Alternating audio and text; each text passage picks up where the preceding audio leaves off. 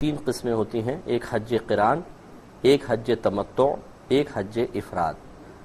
حج قران کرنے والے کو قارن کہتے ہیں، حج تمتع کرنے والا متمتع، اور حج افراد کرنے والا مفرد کہلاتا ہے۔ حج قران میں حج اور عمرے کا ایک ساتھ احرام پہنتے ہیں، یہیں سے آپ نیت کریں گے تو حج اور عمرے کی ایک ساتھ نیت کریں گے، جس کا نتیجہ یہ نکلے گا کہ جب آپ جا کے عمرہ کریں گے اس کے بعد مثلا 2 ذوالحجہ یا 3 ذوالحجہ کو آپ نے عمرہ کر لیا تو اب آپ احرام نہیں اتار سکتے، 8 ذوالحجہ تک اسی احرام میں رہنا ہوگا، پھر آپ مینا کی طرف روانہ ہو جائیں گے۔ اس میں سختی اس لحاظ سے ہے کہ عمرہ کرنے کے بعد اگر آپ کو 4-5 روز درمیان میں مل جاتے ہیں تو وہ مکمل طور پہ احرام کی پابندی میں ہی گزارنے ہوں گے۔ حج تمتع میں ایسا ہوتا ہے کہ آپ نے جا کے عمرہ کیا، پھر حلق وغیرہ کروا کر احرام کھول دیا، اب آپ نارمل کپڑوں میں 4-5-6 روز جتنے درمیان میں ہیں گزاریں گے، پھر 8 ذوالحجہ کو حج کا دوبارہ احرام پہنیں گے، یعنی دوسرا احرام پہنیں گے، عمرے کا ختم ہو چکا ہوتا ہے۔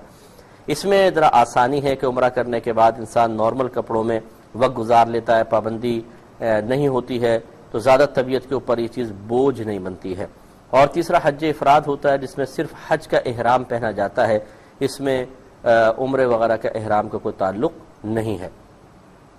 دوسرا ایک تو یہ آپ حج کا انتخاب کریں گے، دوسرا اور نبی کریم صلی اللہ علیہ وسلم نے اپنی زندگی میں ایک ہی حج فرمایا اور وہ حج قران تھا۔ آپ چاہیں تو حج قران کر لیں، لیکن یہ بہت مشکل ہو جاتا ہے، تھوڑا سا گرا گزرتا ہے عام لوگوں پر، اس لیے حج تمتع میں زیادہ آسانی ہے۔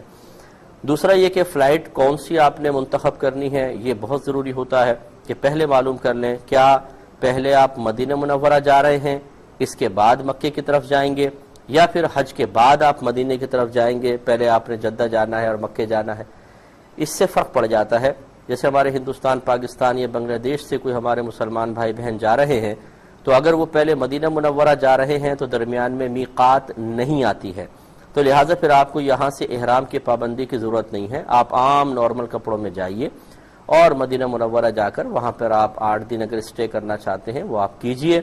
اس کے بعد پھر وہاں سے آپ جب مکے کی طرف چلیں گے تو مدینہ اور مکے کے درمیان مقام ہے جس کو ذوالحلیفہ کہتے ہیں، یا ابیار علی بھی کہلاتے ہیں، وہاں بس والے آپ کو باقاعدہ روک کے بتائیں گے بھئی اب آپ لوگ احرام وغیرہ پہن لیں، واش رومز بنے ہوئے ہیں، آرام سے نہائیں دھوئیں، احرام پہنیں اور وہاں سے آپ نیت کریں۔ اور لیکن جو جدہ جا رہے ہیں تو درمیان میں پھر میقات آتی ہے جس کو یلملم ہماری میقات بنتی ہے، وہ پھر آپ یہیں سے تیاری کر کے جائیں گے، یعنی احرام وغیرہ پہن کر جہاز جب اڑ جائے تو آپ پھر احرام کی نیت کر لیں اور پھر آپ کو آگے جا کے منسک ادا کرنا ہوگا۔ تو لہٰذا یہ پہلے یہ بھی ایک انتخاب بہت ضروری ہوتا ہے اور کنفرم کرنا کہ آپ پہلے مدینے جا رہے ہیں یا مکے جا رہے ہیں، اس کے حساب سے پھر آپ کو تیاری کرنی ہوگی۔ تو آپ کی خدمت میں عرض کر رہے تھے کہ یہ بھی ایک ضروری ہے کہ آپ پہلے پتہ کر لیں کہ آپ کی فلائٹ کہاں جا رہی ہے، اس کے حساب سے پھر آپ کو لائحہ عمل تیار کرنا ہوگا۔ اب مثال فرض کر لیں کہ آپ مدینہ شریف جا رہے ہیں، پہلے تو میں نے آپ کو بتا دیا کہ احرام کی نیت نہ کریں، لیکن اگر آپ جدہ کی طرف جا رہے ہیں تو درمیان میں چونکہ میقات آتی ہے تو پھر آپ کو احرام کی نیت کرنی ہوگی۔ اور اس میں تھوڑا سا میں نے آپ کو اشارہ کر ہی دیا تھا کہ آپ چادریں پہن لیں، لیکن نیت اس وقت تک نہ کیجیے گا جب تک آپ کا جہاز فضا میں بلند نہ ہو جائے، کیونکہ ایئرپورٹ پر بعض اوقات ایسے ہوتا ہے کہ لوگ فوراً نیت کر لیتے ہیں اور پھر رخصت کرنے کے لیے لوگ آتے ہیں، اب کسی کے ہاتھ پہ خوشبو لگی ہے، کسی نے جسم پہ لگائی ہوئی ہے، اور حالت احرام میں ہم ان سے ہاتھ بھی ملا رہے ہوتے ہیں، ان سے گلے سے لگا رہے ہوتے ہیں، اسی طرح وہ ہمارے گلوں میں پھولوں کے ہار ڈال رہے ہوتے ہیں، اور جو گلاب کے ہار ڈالتے ہیں اس کی اسمیل خوشبو بھی ہمارے احرام میں جذب ہو جاتی ہے۔ اور یاد رکھیں کہ حالت احرام میں خوشبو کا استعمال گناہ ہے، اور اگر کثیر مقدار میں لگ جائے کہ کوئی شخص سونگ کے کہتا ہے تم نے بہت زیادہ خوشبو لگائی ہوئی ہے تو دم لازم ہو جائے گا، یا پھر پورا ایک جسمانی عضو اگر خوشبو گھیر لیتی ہے، اب چاہے زیادہ محسوس ہو رہا ہو کہ نہ ہو رہا ہو تو اس پہ دم لازم ہوتا ہے۔ جیسے آپ نے ہاتھ ملایا، پورے ہاتھ پہ آپ کی خوشبو لگ گئی مثال کے طور پر، تو یہ دم لازم ہو جائے گا۔ اس لیے بہتر یہ ہے کہ آپ ایئرپورٹ پہ احرام کی نیت نہ کریں، نہ بھائی نہ بہن، جب جہاز میں بیٹھ جائیں اس کے بعد پھر آپ باقاعدہ نیت کیجئے۔ جدہ سے جدہ پہنچ کر یہ بھی آپ کو پچھلے پروگرام میں ہم نے سمجھایا تھا کہ صبر و تحمل کا بڑا مظاہرہ کرنا ہے، لڑائی جھگڑا فتنہ فساد یہ مناسب نہیں ہے، اس لیے اس کی پہلے ہی ایک تربیت ہونی چاہیے۔ اس کے بعد آپ جب مکے پہنچ جائیں گے، اگر آپ حج تمتع یا حج قران کر رہے ہیں تو یہ بھی آپ کو میں نے سمجھائی دیا تھا کہ آپ فوری طور پہ جا کے عمرہ کرنا کوئی آپ پہ واجب نہیں ہے، لازم نہیں ہے، جب تک عبادت میں ذوق نہ ہو، جب تک مطلب انسان فریش نہ ہو وہ صحیح طریقے سے عبادت نہیں کر سکتا ہے۔ تو آپ جائیں، ہوٹل میں آرام کریں، کھانا کھائیں، فریش ہو کے پھر آپ جائیں۔ اب آپ کو سب سے پہلے عمرہ کرنا ہے۔ عمرہ بس 4 ارکان کا گویا کہ نام ہے۔ نمبر 1 طواف، نمبر 2 اس کے 2 نوافل، پھر نمبر 3 سعی، اور نمبر 4 حلق۔ اگر آپ یہ 4 کام کر لیتے ہیں آپ کا عمرہ کمپلیٹ ہو جائے گا۔ تو سب سے پہلے جب آپ مسجد میں جاتے ہیں سیدھا قدم رکھ کر داخل ہوں اور کعبۃ اللہ پر جب پہلی نگاہ پڑے تو نبی کریم صلی اللہ علیہ وسلم کے فرمان ذیشان کے مطابق انسان جو بھی دعا کرتا ہے اللہ تبارک و تعالی اس کو مقبول فرما لیتا ہے۔ تو کوئی بھی اچھی سی دعا آپ کر سکتے ہیں۔ بہتر یہ ہے کہ رحمت کونین صلی اللہ علیہ وسلم کے لیے دعا کریں، فدا کا ابی و امی، آپ پر ہمارے ماں باپ قربان ہو جائیں۔ تو جس نبی کے قدموں کی برکت سے جس ہمیں ہزارہ نعمتیں ملی، جس نبی کا اتنا احسان کہ اس نے ہمیں اللہ سے ملا دیا، ہم مسلمان ہیں، ہمیں قرآن ملا، اس نبی کو کبھی نہ بھولیں۔ وہ نبی ہمیں کبھی نہیں بھولیں، پوری زندگی اپنے لیے دعائیں نہیں کر رہے ہیں، ہمارے لیے دعا کر رہے ہیں، ہمارے لیے رو رہے ہیں، ہمارے لیے غم کا اظہار فرما رہے ہیں، ہمارے لیے اللہ کی بارگاہ میں ریکویسٹ کر رہے ہیں کہ اللہ تعالیٰ میری امت کو میرے حوالے کر دے، اور پھر ہم اس نبی کو اس مقام پہ بھول جائیں، یہ مناسب نہیں ہے۔ تو اپنے آقا صلی اللہ علیہ وسلم کے لیے دعا کریں۔ اگر ہمارے سرکار کے لیے دعا آپ نے کی اور اللہ تعالیٰ کو وہ ادا آپ کی پسند آئی تو وہ انعام ملیں گے جو اپنے لیے دعا کرنے سے بھی شاید آپ کو نہ ملے۔ بہرحال واقعی آپ کی مرضی ہے۔ اس کے بعد ذرا ایک جائزہ لے لینا چاہیے آدمی کو دور سے کہ کیا کیا مجھے کرنا ہے اور کون سا مقام کہاں پر ہے۔ خصوصاً حجر اسود کی تعیین بہت ضروری ہے کہ آپ دور کھڑے ہو کر پہلے دیکھ لیں گے حجر اسود کا کونا کون سا ہے۔ اور جیسے میں نے آپ کو سمجھایا تھا کہ اپنی خواتین ہوں اور اسی طرح اور قافلے کے لوگ ہوں وہ سب پہلے ڈیسائیڈ کر لیں کہ اگر ہم بچھڑ جاتے ہیں مثال کے طور پہ طواف کرتے ہوئے کسی اور جگہ تو فلاں جگہ پر سب جمع ہوں گے۔ کوئی ایسی ایک بڑی لائٹ وائٹ کہیں لگی ہو جہاں پر دور سے اس کو ہر طرف سے نظر آ جائے، اس کے نیچے آپ سب یہ طے کر لیں اگر بچھڑ جائیں تو یہاں جمع ہو جائیں گے۔ تو یہ اکثر ایسے ہوتا ہے کہ طواف کرتے ہوئے بچھڑ جاتے ہیں، کچھ لوگ آگے نکل جاتے ہیں، کچھ پیچھے رہ جاتے ہیں، تو پھر وہ صحیح مطلب مقام پہ آپ نہیں پہنچ پائیں گے، بڑی پریشانی ہو جاتی ہے۔ حالانکہ پریشان ہونے کی ضرورت نہیں ہے، کوئی وہاں بچھڑتا نہیں ہے، کوئی ادھر ادھر نہیں جائیں گے آپ، وقتی طور پہ جدائی ضرور ہوتی ہے، اللہ تعالیٰ ملا ہی دیتا ہے، لیکن آپ نے وہ مقام اگر متعین کر لیا ہے فارغ ہو کے سب وہاں پر آ کر بیٹھ جائیں، انشاءاللہ سب مل جائیں گے۔ حجر اسود سے آغاز ہوگا طواف کا، اس کے پاس پہنچ کے جیسے مثال کے طور پہ یہ حجر اسود ہے میرے سامنے، تو ہم پہلے ایک سائیڈ میں کھڑے ہو کر کعبۃ اللہ کی طرف رخ ہوگا اور ہم دل میں طواف کی نیت کریں گے، بس ارادہ کر لیں کہ اللہ تعالیٰ میں تیری رضا کی خاطر طواف کر رہا ہوں تو اس کو میری طرف سے قبول فرما لے، زبان سے کہنا چاہے کر لیں۔ اب بالکل عین حجر اسود کے سامنے آ جائیں، پہلے تھوڑا سائیڈ میں تھے اب سامنے آ جائیں اور پھر آپ وہاں پر استلام کریں۔ استلام کرنے کے بعد پھر اس طرح مڑ جائیں کہ آپ کے لیفٹ سائیڈ پہ کعبۃ اللہ ہو اور اینٹی کلاک وائز آپ کو طواف کرنا ہوگا۔ آغاز حجر اسود سے ہوگا، آپ استلام کریں گے۔ استلام کا مطلب یہ ہوتا ہے کہ یا تو حجر اسود کو بوسہ دینا اور یا پھر دور سے آپ اس طرح اشارہ کر کے اپنے ہاتھوں کو چوم لیں، یہ استلام کہلاتا ہے۔ بوسہ دینے کے بارے میں ذرا احتیاط ہی کر لیں، اس میں دو بڑی خرابیاں ہوتی ہیں۔ ایک تو یہ کہ حجر اسود کو رش کے ٹائم میں آسانی سے بوسہ دینا ممکن نہیں، تو لازمی طور پہ آپ تکلیف اور ایذا دیے بغیر قریب نہیں ہو سکتے۔ اب اس میں ہوتا ہے کہ ایک دوسرے کو دھکے دے رہے ہیں، کسی کے منہ پہ کوہنی لگ رہی ہے، کسی کے ہاتھ لگ رہا ہے، اور ایک سنت آپ نے پوری کرنی ہے۔ یہ سنت ہے زیادہ سے زیادہ حجر اسود کو بوسہ دینا، کوئی فرض یا واجب نہیں، اور مسلمانوں کو تکلیف دینے سے بچنا فرض ہے۔ اب یہ انسان کی یہ کم علم اور جاہل قسم کے جو لوگ ہوتے ہیں جو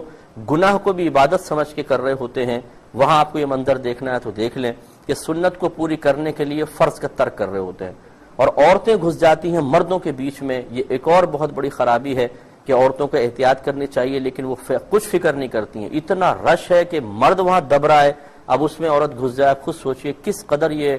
معیوب بات ہے، لیکن عورتیں کوئی پرواہ نہیں کرتی ہیں، وہ حجر اسود چومنا ہے۔ ارے بھائی حجر اسود کو چومنا زیادہ سے زیادہ سنت ہے، اور اپنی عزت و عفت کی حفاظت کرنا اور مردوں سے اختلاط سے حتی الامکان بچنے کی کوشش کرنا یہ عورت پر لازم ہے، لیکن کوئی پرواہ نہیں ہے۔ بے پرواہ قسم کی جاہل عورتیں، اور وہاں پہ وہ گھس جائیں گی اور پھر وہ چوم کے باہر آ گئی۔ بڑا کمال کیا جیسے آپ نے اتنے گناہ کرنے کے بعد۔ دوسری بات یہ ہے کہ حجر اسود پہ یہ بھی ہمارے ایشیائی لوگوں کا یہ کارنامہ ہے کہ عطر کھولیں گے اس پہ ڈال دیں گے حجر اسود پہ. اب وہ بعض اوقات چومتے ہیں جب تو پورے ہونٹ پہ خوشبو لگ جاتی ہے، اتنا وہ معطر ہوتا ہے کہ خوشبو لگ جاتی ہے، اور حالت احرام میں اگر دونوں ہونٹوں پہ مکمل طور پہ خوشبو لگ گئی تو دم لازم ہو جائے گا. کم لگی ہے تو کم از کم آپ کو صدقہ فطر کی مقدار صدقہ کرنا پڑے گا. اس لیے عافیت اسی میں ہے کہ استلام کر لیں دور سے، بس یہ بہتر ہے. پھر اینٹی کلاک وائز 7 چکر آپ کو لگانے ہیں. ہر چکر کے اختتام پر کہہ لیں یا اس کے آغاز پر کہہ لیں آپ کو استلام کرنا ہوگا. یہ ہمیشہ یاد رکھیے کہ جب بھی آپ طواف کریں گے چکر 7 ہوں گے اور استلام 8 ہوں گے، یعنی 7واں چکر کمپلیٹ کرنے کے بعد پھر آخر میں استلام. اس کے بعد آپ مقام ابراہیم پر آ کر 2 رکعت نفل پڑھیں گے اگر مکروہ وقت نہ ہو. ویسے ان کی ادائیگی واجب ہے لیکن یہ نماز نفل ہوتی ہے، یہ طواف کے نفل کہلاتے ہیں. اس کے بعد پھر آپ آب زمزم پینے کے لیے آئیں، خوب پیٹ بھر کے پانی پئیں. نبی کریم صلی اللہ علیہ وسلم نے ارشاد فرمایا کہ ہم میں اور منافقین میں فرق یہ ہے کہ ہم پیٹ بھر کے پانی پیئیں گے آب زمزم، اور منافق تھوڑا سا پیتا ہے. اس کے بعد آپ حجر اسود اور کعبۃ اللہ کے درمیان جو کعبۃ اللہ کی دیوار ہے، دروازہ کعبۃ اللہ اور حجر اسود، اس کے درمیانی جو ایریا اس کو ملتزم کہتے ہیں. ملتزم پہ آپ لپٹ جائیں، وہاں دعا وغیرہ مانگے. اس کے بعد پھر آپ سعی کے لیے چلیں گے. سعی کے لیے پہلے استلام ہوتا ہے جیسے طواف کے لیے کیا تھا، اس کے اور سعی کی نیت کر لیں، اور پھر آپ نیت وہی ہے کہ اللہ تعالیٰ میں تیری رضا کی خاطر سعی کر رہا ہوں. پھر جا کے صفا اور مروہ کے درمیان آپ نے سعی کرنی ہے اور آخر میں حلق کروانا ہے. تو یہ ایک عمرے کا طریقہ ہوتا ہے. اس پہ 2 سعی اور حلق پہ تھوڑا سا کلام مزید کر لیں گے. کہتا ہوں کہ سعی آپ نے صفا سے شروع کرنی ہے، مروہ کی طرف جانا ہے. یہ پہلا چکر ہو جائے گا جب آپ مروہ تک پہنچیں گے، پھر مروہ سے صفا دوسرا، اس طرح 7 چکر. صفا سے آغاز ہوگا اور مروہ پر اختتام ہوگا. جب صفا سے انسان چلتا ہے تو تھوڑا آگے جا کے آپ دیوار پہ دیکھیں گے 2 گرین لائٹس لگی ہوئی ہیں تھوڑے فاصلے سے. پہلی گرین لائٹ پر مردوں کو دوڑنا شروع کر دینا ہوتا ہے، سیکنڈ گرین لائن پہ دوڑ کو ختم کرنا ہوتا ہے، لیکن خواتین نارمل حالت میں ہی چلیں گی. تو پہلے آپ نارمل حالت میں چلے، گرین لائٹ آ گئی، دوڑنا شروع کیا، دوسری گرین لائٹ پر دوڑنا موقوف ہے، پھر آہستہ آہستہ چلتے ہوئے صفا تک، پھر وہاں سے واپسی کے بعد پھر یہی پروسیس. اس طرح 7 چکر ہو جائیں گے. اس کے بعد پھر حلق یا قصر ہوتا ہے. حلق کا مطلب پوری ٹرن کروا دینا، اور قصر کا مطلب ہوتا ہے بالوں کو مختصر کروا دینا. لیکن یاد رکھیں کہ عورتیں تو ہمیشہ قصر کروائیں گی، حلق نہیں. پوری چھٹیاں پکڑ لیں، آخر سے 1 پورے کے برابر، یہ ایک انگلی کا 1 پورے کے برابر بال کاٹنا، یہ قصر کہلاتا ہے. عورت احرام سے باہر. مرد بھی قصر کر سکتا ہے. قصر کی تعریف یہ ہوتی ہے کہ پورے سر کے بال یا کم از کم سر کے 1/4 حصے کے بال 1 پورے کے برابر کاٹنا، یہ قصر کہلاتا ہے. تو لازم بات ہے کہ پورے کے برابر اس وقت کٹیں گے جب پورے سے بڑے ہوں گے. اب کسی کے بال اتنے سے ہیں تو کیسے کاٹے گا؟ اسے تو حلق ہی کروانا پڑے گا. اور بعض اوقات ہم نے دیکھا ہے کہ ایک لٹیوں پکڑتے ہیں بس یہاں سے کاٹی، یہ قصر ہو گیا. ایسے بالکل قصر نہیں ہوتا. قصر کی تعریف میں نے آپ کو بتائی ہے. تو پورے سر کے بال کم از کم 1 پورے کے برابر کم کروائے، یا کم از کم 1/4 سر کے بال تو 1 پورے کے برابر کم کروانا ضروری ہوگا، ورنہ انسان حالت احرام سے باہر نہیں ہوگا. ایک طواف میں جو 2 باتیں تھیں وہ رہ گئی، میں آپ کو عرض کر دیتا ہوں. ایک تو اتباع ہوتا ہے کہ مرد جب طواف کا آغاز کریں گے تو یہ جیسے چادر پہنی ہوئی ہے، سیدھا جو پلو ہوتا ہے اس کو بغل کے نیچے سے نکال کر الٹے کندھے پر ڈال دیں، سیدھا کندھا کھول لینا، اتباع کہلاتا ہے. یہ مرد کے لیے طواف میں سنت ہے. طواف ختم ہو جائے تو پھر بازو ڈھک لیں. اور پہلے 3 چکروں میں مرد رمل کرے گا. رمل مینز تھوڑا سا اکڑ کر چلنا، تھوڑا سا تیزی سے چلنا، لیکن اس طرح کی تکلیف نہ ہو اور کسی کو کوہنی وغیرہ نہ لگے. پہلے 3 چکر میں یہ سنت کریمہ ہے. آپ کو پتا ہے کہ ہم حج کے موضوع پر کلام کر رہے ہیں، کیونکہ اب لوگوں کی مطلب حج کی روانگی کی تیاریاں تقریباً کمپلیٹ ہیں. تو کچھ مسائل میں نے عرض کر دیے تھے، تھوڑے سے مسائل اور عرض کر دیتے ہیں. پھر انشاءاللہ اس کے بعد پھر ہم روزوں کے مسائل سٹارٹ کریں گے، کیونکہ اب آگے رمضان شریف تشریف لا رہا ہے. تو حج کے بارے میں آپ کو بتایا تھا کہ اکثر جو ہندوستانی، پاکستانی، بنگلہ دیشی ہمارے بھائی بہن ہیں جو اس طرف سے جاتے ہیں وہ حج تمتع ہی کرتے ہیں. اکثر ایسی ہوتا ہے، اور اس میں پہلے عمرہ ہوتا ہے، اس کے بعد پھر حج کا احرام علیحدہ باندھا جاتا ہے. چنانچہ مکے پہنچنے کے بعد یہ آپ کو بتایا تھا کہ اگر آپ وایا جدہ جا رہے ہیں تو پھر درمیان میں میقات آتی ہے، احرام پہن کر جانا لازم ہے، کیونکہ بغیر احرام کے میقات کراس کرنے کی وجہ سے دم لازم ہو جاتا ہے اور انسان گناہگار بھی ہوتا ہے. ہاں اگر آپ پہلے مدینہ جا رہے ہیں تو پھر آپ کو ضرورت نہیں ہے، آپ عام کپڑوں میں چلے جائیں، وہاں اسٹے کریں، اور اس کے بعد جب مدینے سے مکے جانے لگیں تو درمیان میں ذوالحلیفہ کا ایک مقام ہے جس کو ابیار علی بھی کہتے ہیں، پھر وہاں سے عمرے کا آپ احرام باندھیے گا۔ مکہ پہنچنے کے بعد آپ کو عرض کیا تھا کہ فوری طور پہ عمرہ کرنا کوئی فرض یا واجب نہیں ہے، آپ آرام سے جا کر ہوٹل میں ٹھہریں، اپنا کپڑا وغیرہ رکھیں، سامان رکھیں، آرام کریں خوب اچھی طریقے سے، اس کے بعد آپ اٹھیں، نہائیں، غسل وغیرہ کریں، اس کے بعد کھانا کھائیں، تاکہ ہر طریقے سے ہر وہ چیز کہ جو آپ کو دوران ادائیگی عمرہ اللہ تبارک و تعالیٰ کی طرف سے غافل کرے، آپ کی یکسوئی کو ڈسٹرب کرے، اسے ختم کر دیں۔ تو اس طریقے سے اس میں کوئی حرج نہیں ہے، پھر آپ جا کر آرام سے عمرہ کیجئے۔ عمرہ آپ کو بتایا تھا چند چیزوں کے مجموعے کا نام ہے، سب سے پہلے طواف، اس کے بعد طواف کی 2 رکعت نفل، اس کے بعد پھر سعی، اس کے بعد حلق یا قصر ہے۔ طواف حجر اسود سے سٹارٹ ہوتا ہے، اس طرح کہ آپ حجر اسود کی طرف رخ کر لیں، پہلے اس کا معلوم کر لیں کون سا کونا ہے، اور اس کے بعد طواف کی نیت کریں، پھر دور سے استلام ہوتا ہے اور اس طرح آپ مڑ جائیں۔ اب آپ کے لیفٹ سائڈ پر کعبۃ اللہ ہو جائے گا، اور پھر اینٹی کلاک وائز 7 چکر لگانے ہیں۔ ہر چکر کے آغاز میں آپ جب یوں پورا چکر مکمل کر کے آئیں گے تو حجر اسود کی طرف رخ کر لیں گے، اور پھر وہی استلام کیا کریں گے، پھر اپنا رخ بدلا، اور پھر یہ اینٹی کلاک وائز یہ ہوتا ہے طواف۔ اس طرح 7 چکر، اور ہمیشہ یاد رکھیں کہ طواف میں چکر 7 ہوتے ہیں اور استلام 8 ہوتے ہیں، یعنی ہر چکر سے پہلے بھی استلام ہوتا ہے، ہر چکر کے بعد بھی استلام ہوتا ہے، تو اس طرح 8 استلام بن جاتے ہیں۔ اس کے بعد 2 رکعت نفل پڑھیں، یہ سمجھ لیں ہے تو نفل لیکن یہ واجب کے درجے میں ہوتی ہے، اس کو پڑھنا ہوتا ہے، اور یہ مقام ابراہیم کے پاس پڑھنا افضل ہوتا ہے، ورنہ اگر وہاں جگہ نہ ملے پوری مسجد میں جہاں کہیں چاہے آپ ادا کریں، ادا ہو جائے گی۔ اس کے بعد آب زمزم پئیں، اس کے بعد ملتزم پر اگر آنے کا موقع ملے، یعنی حجر اسود سے لے کر کعبۃ اللہ کے دروازے کے درمیان جو حصہ ہے اس کو ملتزم کہتے ہیں۔ بعض لوگ کعبۃ اللہ کے دروازے کی چوکھٹ پکڑ کے کھڑے ہو جاتے ہیں، برکت یہاں پر بھی ہے، لیکن جو آپ کو بتایا ملتزم وہ حصہ ہے جہاں پر نبی کریم صلی اللہ علیہ وسلم کے فرمان ذیشان کے مطابق ہم وقت 70,000 فرشتے دعاؤں پر آمین کہنے کے لیے موجود ہوتے ہیں، اس لیے وہاں کا لحاظ رکھنا چاہیے۔ تو طواف کریں گے، طواف کرنے کے بعد پھر پیٹ بھر کر اچھی طریقے سے آب زمزم پئیں۔ رحمت کونین صلی اللہ علیہ وسلم نے مومن اور منافق کے درمیان فرق یہی بیان کیا ہے کہ مومن پیٹ بھر کر آب زمزم پیتا ہے اور منافق تھوڑا سا پیتا ہے، اور دوسری اس میں بات یہ ہے کہ نبی کریم صلی اللہ علیہ وسلم کے فرمان ذیشان کے مطابق آب زمزم کو جس نیت کے ساتھ پیا جائے اللہ تبارک و تعالی اس کی اس نیت کے مطابق مراد کو پورا فرما دیتا ہے، بشرطے کہ وہ ناجائز نہ ہو، جائز جو بھی مراد ہوگی اس کو اللہ تعالیٰ پورا فرمائے گا۔ ملتزم پر آ کر دعا مانگے، اس کے بعد پھر استلام کرنا ہے، سعی سے پہلے بھی استلام ہوتا ہے، یہ سنت ہے، ترک ہو جائے تو کوئی گناہ نہیں۔ پھر اب سعی کریں گے،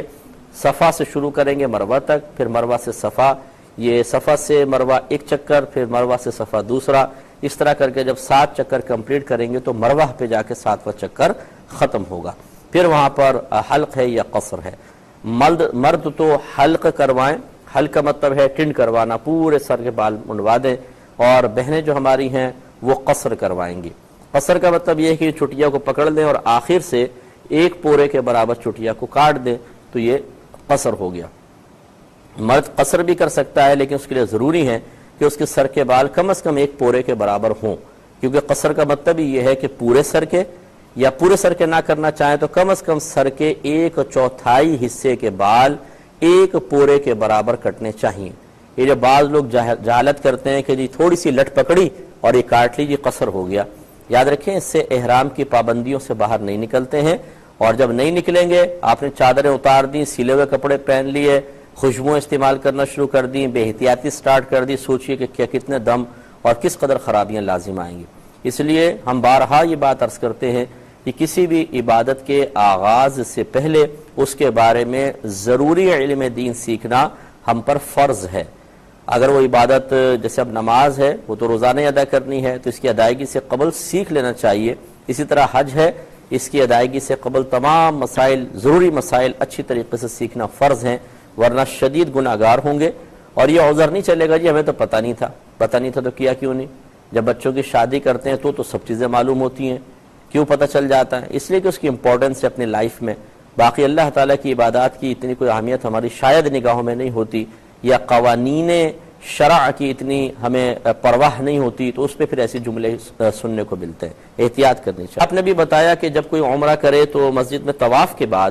پھر آب زمزم پیٹ بھر کر پیے، کہ نبی کریم صلی اللہ علیہ وسلم نے اس کو مومن کی علامت قرار دیا، اور تھوڑا بہت پینے والے کو کہا کہ یہ منافق اس طرح کرے گا۔ اب یہ کہتے ہیں کسی کو پیشاب کی پرابلم ہے، اگر وہ زیادہ آب زمزم پیتا ہے تو فوری طور پہ پیشاب کے مسائل اس کو سٹارٹ ہو جاتے ہیں، تو کیا ایسی صورت میں یہ ہو سکتا ہے کہ وہ مسجد میں تھوڑا سا پانی پیے اور ہوٹل میں آ کر زیادہ پی لے، کیونکہ چلو واش روم وغیرہ جانا اس کے لیے آسان ہے؟ تو بالکل ایسا ہی ہے۔ دیکھیں مسئلہ یہ ہے، پہلے اصول بس یاد رکھیے گا کہ جو شریعت احکام بیان کرتی ہے یہ سب نارمل حالتوں کے ہوتے ہیں۔ ناجائز صورتیں یا جو پرٹیکولر سچویشنز ہوتی ہیں بعض افراد کی، ان کے یہ حل نہیں ہوتے ہیں یا ان کے بارے میں احکام نہیں ہوتے ہیں۔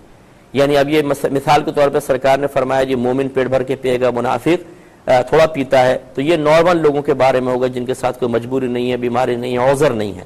لہٰذا معلوم ہوا کہ اس حدیث سے عذر والوں کے لیے مسئلہ تو نکالا جا ہی نہیں سکتا، کیونکہ یہ حدیث ان کے لیے تو ہے ہی نہیں، یہ نارمل حالت والوں کے لیے ہے۔ لہذا ان کے لیے علیحدہ مسئلہ ہوگا، اور ان کے لیے وہی ہے کہ لا یکلف اللہ نفسا الا وسعها، اللہ تبارک و تعالیٰ کسی جان کو اس کی ہمت سے زیادہ آزمائش میں مبتلا کرتا ہی نہیں ہے۔ لہٰذا آپ اگر کوئی شخص ایسا ہے بیچارہ کہ وہاں نہیں پی سکتا، کوئی بات نہیں، کیونکہ اس کے ساتھ شرعی عذر ہے، وہ نفاق کی وجہ سے کم نہیں پی رہا بلکہ شرعی عذر کی وجہ سے ہے، اپنے گھر پر کمرے وغیرہ میں آ کر پھر وہ پیٹ بھر کے پانی پی لے تو اس کے لیے بالکل اس کی گنجائش نکلتی ہے۔ پاس زمین موجود ہے اور کیش وغیرہ بالکل نہیں ہے، تو کیا حج کی فرضیت کے سلسلے میں اس زمین کا بھی اعتبار ہوگا؟ دیکھیں بالکل، اگر وہ ایسی زمین ہے کہ اضافی رکھی ہوئی ہے تو پھر یقیناً اس کی قیمت کا بھی اعتبار ہوگا، کہ انسان کے پاس حاجت اصلیہ سے زائد اگر اتنا مال ہو کہ اگر وہ شادی شدہ ہے تو گھر والوں کو نان نفقہ بھی دے سکے اور پورے حج کے اخراجات پورے کر سکے، تو اس پر حج فرض ہے۔ تو اگر یہ زمین حاجت اصلیہ سے زائد پڑی ہوئی ہے، اضافی پڑی ہوئی ہے، یہ ضرورت میں نہیں ہے، تو پھر یقینی سی بات ہے کہ اس کا بھی اعتبار کیا جائے گا۔ یہ کہتے ہیں کہ حالت احرام میں جب انسان سونے کا ارادہ کرے تو کیا کرے؟ کیا وہ چادریں ہٹا سکتا ہے یا چادروں سمیت سوئے؟ دیکھیں چادروں سمیت ہی سوئے گا، یقینی سی بات ہے کہ سلا ہوا کپڑا تو پہن نہیں سکتا، تو اس لیے وہ ان چادروں کے اندر ہی لیٹے گا، اور ایسا ضرور کریں کہ اپنے ساتھ بغیر سلی ہوئی 2-3 موٹی چادریں مزید لے جائیں، تاکہ کم از کم آپ گلے تک ان چادروں کو اوڑھ کر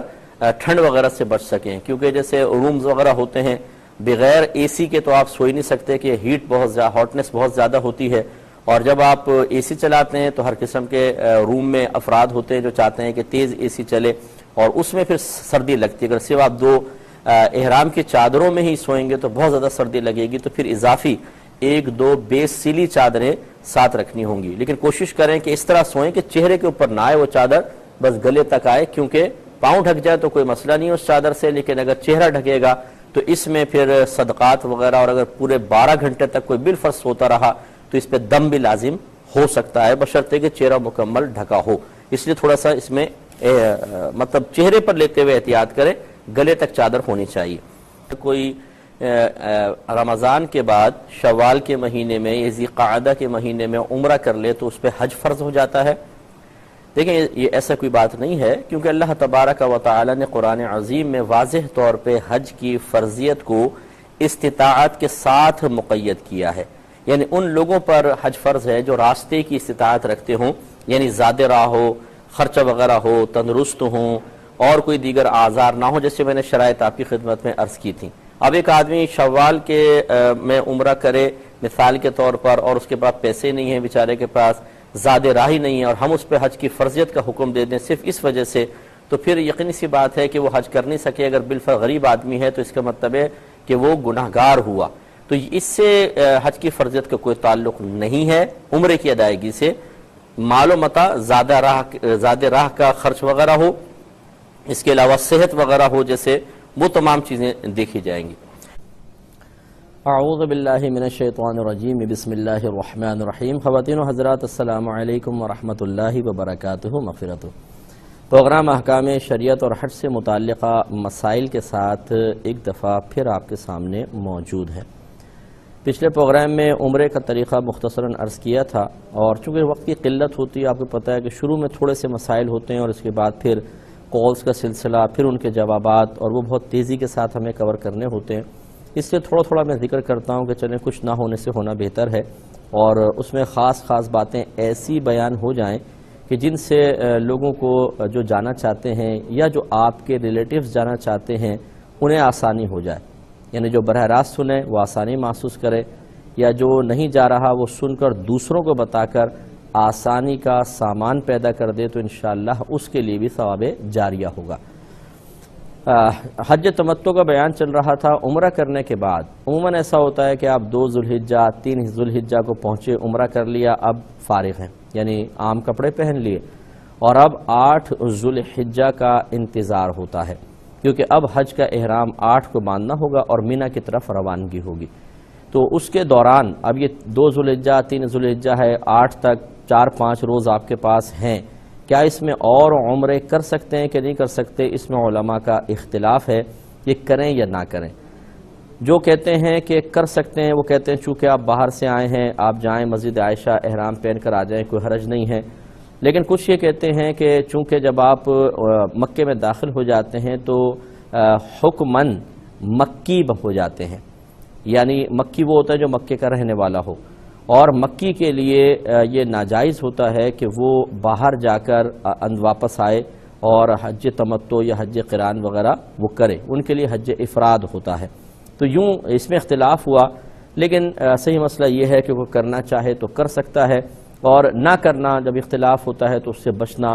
بہتر ہوتا ہے۔ تو نفلی طواف کثرت کے ساتھ آپ کر سکتے ہیں۔ نفلی طواف کے لیے احرام ضروری نہیں ہوتا، آپ عام نارمل کپڑوں میں جائیں اور اسی طریقے سے جو طواف کا طریقہ ہے وہ کریں، اور اس میں سعی وغیرہ نہیں ہوگی، صرف آپ طواف کریں اور اس کے بعد 2 رکعت نفل طواف کی پڑھ لیں،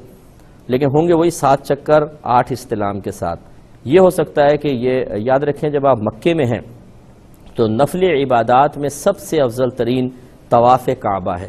تو اس لیے کوشش یہ کریں کہ ایک طواف نبی کریم صلی اللہ علیہ وسلم کی ایصال ثواب کے لیے کر لیں، والدین کے لیے کر لیں، دوست احباب کے لیے کر لیں، یعنی جو جتنا آپ کے پاس ٹائم اور ہمت ہو کثرت سے آپ نفلی طواف کر کے اور اپنے مرحومین وغیرہ کو ایصال ثواب کر سکتے ہیں۔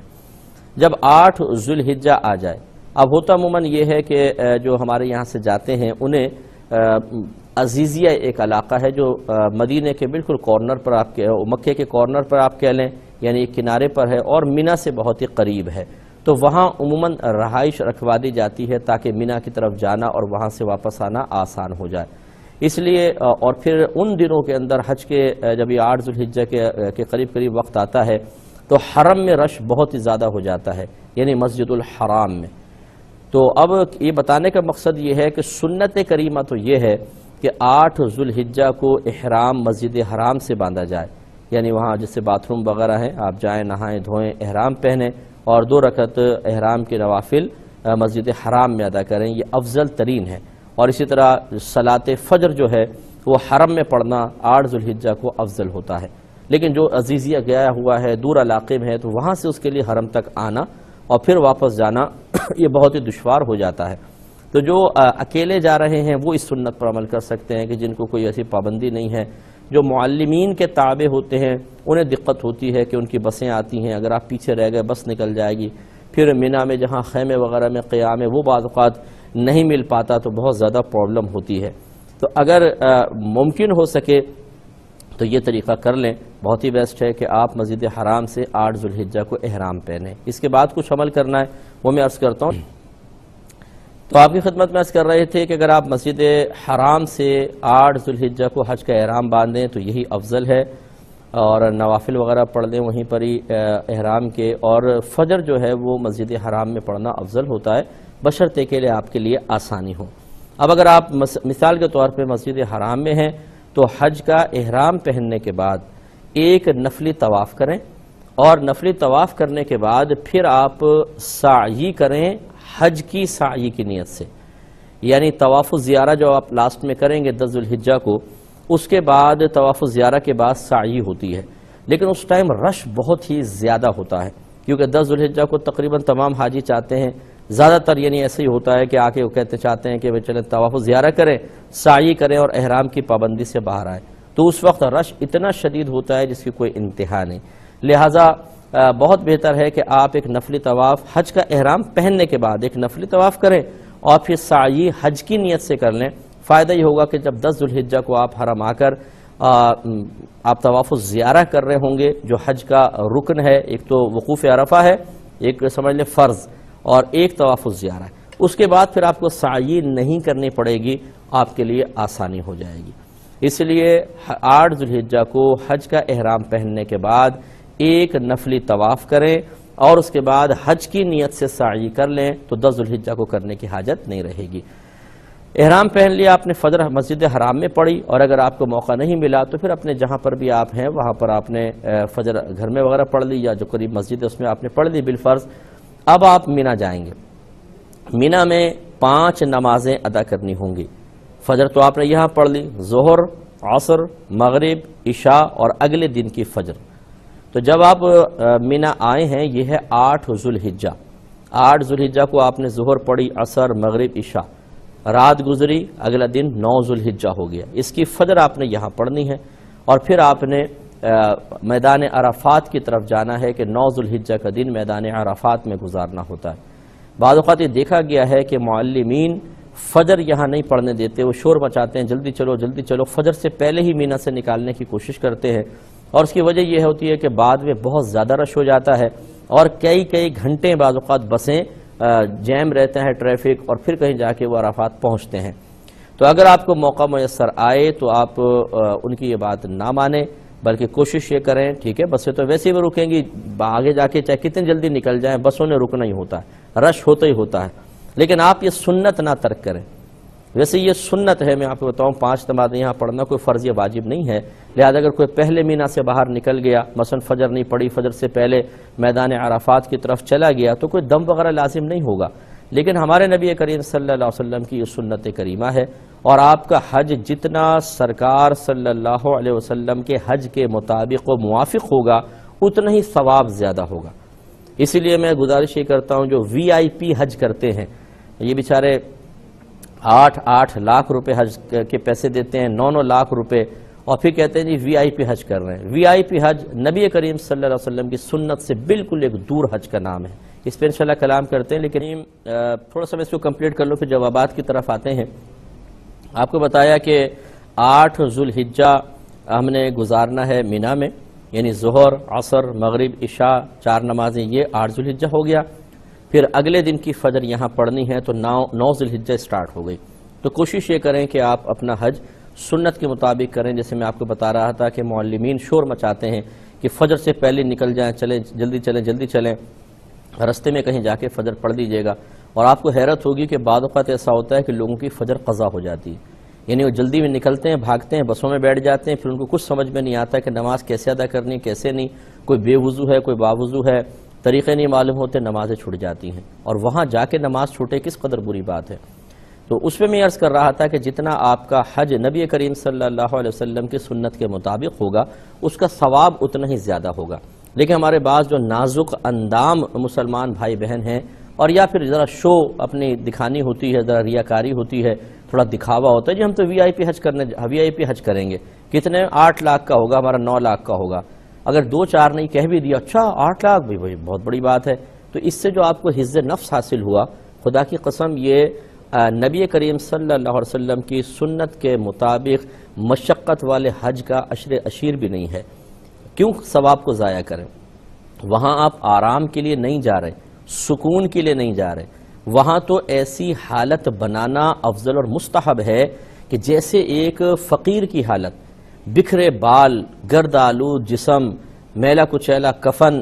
مطلب کفن کی طرح ہی ہوتی ہیں 2 چادریں، اور انتہائی پسینے میں جسم بھرا ہوا ہے سمجھ لیں، اور پھر اللہ کی بارگاہ میں انسان رو رو کے ہاتھ اٹھا کر مغفرت کا سوال کر رہا ہو، تو یہ ظاہری حالت ایسی ہوتی ہے، اگرچہ اللہ تبارک و تعالی کسی بھی چیز کا اثر قبول نہیں کرتا ہے، کیونکہ اگر اثر قبول کرے اور اس کے جواب میں اللہ تبارک و تعالی کچھ کرے گا تو کم از کم اس فعل کے سلسلے میں اللہ تبارک و تعالیٰ اس اثر کا محتاج ہوا، اور ایسا نہیں ہے، یا اس اثر نے اللہ تعالیٰ کو مجبور کر دیا کسی فعل پر، اور اللہ تعالیٰ نہ محتاج ہے نہ مجبور ہوتا ہے۔ لہذا اللہ تعالیٰ کوئی مطلب اس کی فیلنگز نہیں ہے، وہ کسی شے کا اثر قبول نہیں کرتا ہے، لیکن اس کا ارادہ ازلی یہ ہے کہ جو اس قسم کی حالت کرتا ہے، اپناتا ہے، اظہار تذلل کے لیے، اپنی عارضی کے لیے، انکساری کے لیے فقیری رویہ اختیار کرتا ہے، تو اللہ کا ارادہ ازلی یہ ہے کہ اسے انعام سے نوازا جائے گا۔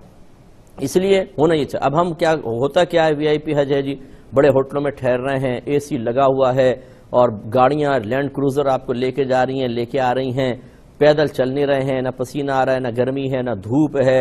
اور پھر آ کر انسان، میں یہ نہیں کہہ رہا ہوں کہ یہ حج بیکار ہے، نہ جو اس کا بزنس کرتے ہیں وہ مجھ سے ناراض ہوں کہ مجھ سے آپ شاید بزنس خراب کر رہے ہیں۔ اگر کوئی ایسا کرنا چاہتا ہے، اللہ تعالیٰ قبول فرمانے والا ہے۔ ہو سکتا ہے کوئی ایک میلے کچیلے کپڑوں میں جائے اور اس طرح بال بکھرے ہونے کے ساتھ جائے، پھر بھی اس کا حج قبول نہ ہو، اور یہ ہو سکتا ہے کوئی وی آئی پی حج کرے قبول ہو جائے۔ لیکن میں آپ کی خدمت میں یہ سمجھانا چاہتا ہوں کہ جتنا وہاں پر عاجزی انکساری کے ساتھ جائیں گے، جتنا اپنے آپ کو حقارت پر پیش کریں گے اللہ کی بارگاہ میں، اتنا ہی زیادہ آپ اللہ کی بارگاہ میں مقبولیت حاصل کریں گے۔ تو بہرحال آپ نے 8 ذی الحجہ گزاری، 9 ذی الحجہ آ گئی، فجر یہاں آپ نے پڑھی، اور پھر آپ میدان عرفات کے لیے روانہ ہو جائیں، اور ظہر سے پہلے آپ میدان عرفات پہنچ جائیں۔ ظہر میدان عرفات میں پڑھیں گے، اگر موقع ملے غسل کر لیں وہاں پہنچنے کے بعد، اور غسل کا موقع نہ ملے تو تازہ وضو کریں، اس کے بعد آپ ظہر پڑھیں۔ پھر آپ نے 9 ذی الحجہ پورا میدان عرفات میں گزارنا ہے۔ ظہر اور عصر ملا کر پڑھیں گے یا نہیں پڑھیں گے؟ ہمارے فقہ حنفی کی روشنی میں ظہر اور عصر کو ایک وقت میں پڑھنے کی شرط حاکم اسلام کی وہاں موجودگی ہے، اور یہ شرط ابھی مفقود ہے، لہذا ہمارے فقہ حنفی کی روشنی میں ظہر کو ظہر کے وقت میں ادا کیا جائے گا، اور عصر کو عصر کے وقت میں ادا کیا جائے گا، ان دو نمازوں کو ملایا نہیں جائے گا۔ لہذا آپ ظہر کو ظہر کے وقت میں پڑھیں، عصر کو عصر کے وقت میں پڑھیں، اور وہ وقت وہاں پر جا کر یہ ٹائم یعنی وقت ضائع کرنے کا موقع نہیں ہے، باتیں کرنا، سو جانا، کھانے پینے میں لگ جانا، 2 گھنٹے کھانا کھانے میں ضائع کر رہے ہیں، بالکل نہیں۔ کوشش کریں کہ ان تمام چیزوں سے کنارہ کشی، تھوڑا بہت کھا لیں، لیکن اب بس کوشش کریں جاگتے رہیں، سوئیں نہیں، اور کثرت سے ذکر الہی کرتے رہیں، درود پاک پڑھتے رہیں، گناہوں کی معافی مانگتے رہیں، خصوصاً عصر سے مغرب کے درمیان یہ دعا میں مبالغہ کریں، خوب روئیں، گڑ گڑائیں۔ اگر اجتماعی دعا کر لیں بہت اچھی بات ہے کہ ایک دعا کر رہا ہوں آپ اس کے ساتھ ساتھ دعائیں مانگتے رہیں، اور مغرب تک آپ نے اسی طرح عمل کرنا ہے۔ مغرب سے پہلے میدان عرفات سے جانا دم واجب کر دے گا۔ مغرب یہاں پہ ہو جائے، غروب آفتاب، پھر آپ نے نکلنا ہے، لیکن غروب آفتاب ہونے کے باوجود یہاں مغرب نہیں پڑھنی، بلکہ آپ کو مزدلفہ جانا ہے، اور وہاں پر مغرب اور عشاء کو دونوں کو ملا کر پڑھنا ہوگا عشاء کے وقت میں۔ یہ اس میں حاکم اسلام کی شرط نہیں ہے، یہ بالکل ابھی تک اس میں یہ رائج ہے۔ نبی کریم صلی اللہ علیہ وسلم نے اسی طرح کیا کہ آپ نے بظاہر مغرب کے وقت میں مغرب نہ پڑھی، عشاء کے وقت میں پڑھی، لیکن ادا کی نیت سے، قضا کی نیت سے نہیں۔ تو یہ میں آپ کو طریقہ بعد میں عرض کر دوں گا۔ تو یہ میدان عرفات وہ میدان ہے کہ جو ادھر پہنچ جاتا ہے وہ شرعاً حاجی بن جاتا ہے، یعنی 9 ذی الحجہ کو جو پہنچ گیا وہ شرعاً حاجی ہے۔ حتیٰ کہ فقہا نے لکھا کہ اگر کوئی جہاز میں بیٹھ کے میدان عرفات کے اوپر سے گزر گیا تو وہ بھی حاجی ہو جائے گا، اس لیے کہ یہ میدان عرفات اصل میں ایک صرف میدان کا نام نہیں ہے بلکہ ایک فضا ہے پوری، تو اگر کوئی اوپر سے بھی نکل جائے گا تو اس کو بھی حاجی تسلیم کر لیا جائے گا۔ اور یہ وہ مقام ہے کہ نبی کریم صلی اللہ علیہ وسلم نے اللہ تبارک و تعالیٰ کی بارگاہ میں دعا کی کہ یا رب کریم میری امت کی بخشش و مغفرت فرما دے۔ دعا مقبول ہوئی، اور اللہ تبارک و تعالیٰ کی طرف سے پیغام آیا کہ اے حبیب جتنے بھی آپ کے امتیوں نے میرے حق میں کوتاہی کی ہے میں نے سب کی بخشش و مغفرت فرما دی۔ رحمت کونین صلی اللہ علیہ وسلم نے گزارش کی یا رب کریم آج ظالم کو بھی بخش دے، یعنی جس نے لوگوں کے حقوق میں کوتاہی کی ہو اس کو بھی بخش دے۔ لیکن اللہ تعالیٰ کی طرف سے مقبولیت کا پروانہ جاری نہ ہوا حتیٰ کہ سرکار مزدلفہ پہنچے۔ جب وہاں پہنچے پھر آپ نے دعا کا اعادہ کیا اور مسکرا دیے، تو شیخین کریمین یعنی حضرت ابوبکر و عمر رضی اللہ تعالی عنہما نے سرکار کو جب دیکھا تو پوچھا رسول اللہ کیوں تبسم فرما رہے ہیں؟ تو سرکار نے ارشاد فرمایا کہ جب میں نے میدان عرفات میں دعا کی تو وہاں مقبولیت نہ ہوئی، لیکن جب میں نے مزدلفہ آ کر یہ دعا کی تو اللہ تبارک و تعالی نے میری دعا کو قبول کیا، اور یہاں جو میرا امتی آ گیا اس نے جو لوگوں کے حقوق میں کوتاہی کی ہوگی اللہ تبارک و تعالیٰ نے اس کی بھی بخشش و مغفرت فرما دی۔ تو جب یہ دعا مقبول ہوئی تو میں نے شیطان کو دیکھا کہ وہ اپنے سر پر مٹی ڈال رہا تھا، تو اس کی یہ حرکت دیکھ کر مجھے ہنسی آ گئی۔ تو معلوم ہوا کہ میدان عرفات اور مزدلفہ یہ دو ایسے میدان ہیں کہ آپ عرفات میں پہنچے، سارے جو اللہ کے حق میں کوتاہی کی، نمازیں جو چھوڑیں اس کا گناہ معاف، روزے چھوڑے گناہ معاف، زکوٰۃ کی ادائیگی میں تاخیر کی، قربانی کی ادائیگی میں تاخیر کی، سارے گناہ معاف ہو جائیں گے۔ جب مزدلفہ پہنچیں گے، کسی کو مارا تھا، پیٹا تھا، گالیاں بکی تھیں، ظلم تھا، کسی کا قرض دبایا تھا، امانت دبائی تھی، اس کا جو گناہ تھا وہ سب معاف ہو جائے گا۔ لیکن یاد رکھیں نمازوں کا گناہ معاف ہوگا، قضا ادا کرنی ہوگی، روزوں کا گناہ معاف ہوا، روزہ ادا کرنا ہوں گے، زکوٰۃ کی تاخیر کا گناہ معاف ہوگا، زکوٰۃ دینی ہوگی جو پچھلے سال کی باقی ہے۔ ایسے ہی جو لوگوں کے حقوق میں کوتاہی کی، امانت دبائی ہے، واپس کرنی ہوگی، گناہ معاف ہوا ہے، قرضہ دینا ہی ہوگا، قرض میں ادائیگی میں تاخیر کا گناہ معاف ہوگا۔ اگر آپ نے بیوی بچوں پر ظلم کیا ہے، ماں باپ کے ساتھ، دوست احباب کے ساتھ، معافی مانگنی ہوگی، اگرچہ اس کا گناہ معاف ہے، ورنہ میدان محشر میں اللہ تعالیٰ کھڑا کرے گا۔ اچھا، اب یہ آخری بات، بس پھر میں جوابات کی طرف آتا ہوں۔ کوئی بھائی بہن یہ سوچ سکتا ہے کہ اچھا اس کا مطلب ہے ساری زندگی کسی نے ظلم کیا، وہاں گیا بخشا گیا، تو اس کا مطلب ہے میدان محشر میں مظلوم کو کچھ بھی نہیں ملے گا؟ ایسا نہیں ہے، بلکہ مظلوم کو وہاں کھڑا کیا جائے گا میدان محشر میں، اور اس حاجی ظالم کو اگر اس کا حج مقبول ہو گیا تھا تو چونکہ گناہ تو معاف ہو گئے، اب ایسا نہیں ہے کہ اللہ تعالیٰ اس کو ڈائریکٹ جنت میں ڈال دے اور مظلوم بیچارہ دیکھتا رہ جائے، نہیں، اللہ تبارک و تعالیٰ کا قاعدہ قانون یہ ہے، مظلوم کھڑا ہوگا، ظالم کو کھڑا کیا جائے گا، لیکن اللہ تعالیٰ اس مظلوم کو اس ظالم سے راضی کروا دے گا، جس کی کہ نظیر میں آپ کی خدمت میں عرض کرتا ہوں کہ ایک ظالم مظلوم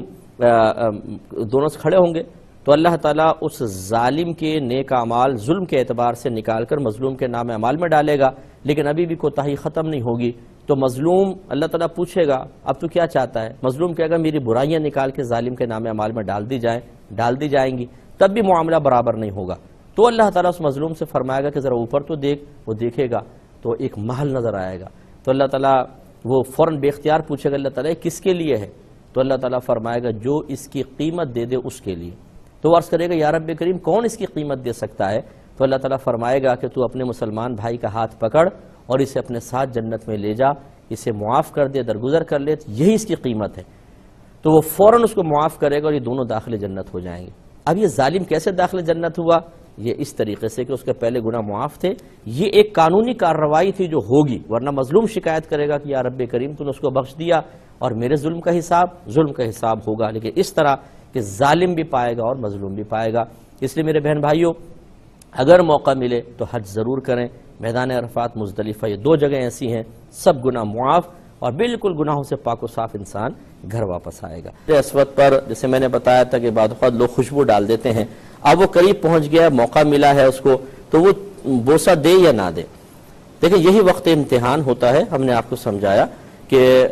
اس پہ خوشبو ڈالتے ہیں لوگ، اگر آپ کے پورے ہونٹ خوشبو میں بھر گئے، آپ ذرا قریب ہو کر ہی دیکھ لیں مہک آ رہی ہے بہت زیادہ، تو پھر اس کو بوسہ دینا گناہ ہوگا، یاد رکھیں، کیونکہ حالت احرام میں ایسے کوئی مطلب معاملہ جان بوجھ کر کرنا جس پہ کفارہ لازم آئے وہ گناہ ہوتا ہے، تو اس لیے تھوڑی سی احتیاط کر لیں، اور اگر ایسا نظر نہیں آتا، ہو سکتا ہے کہ صفائی وغیرہ کر دی ہو، تو پھر بالکل بوسہ دے سکتے ہیں۔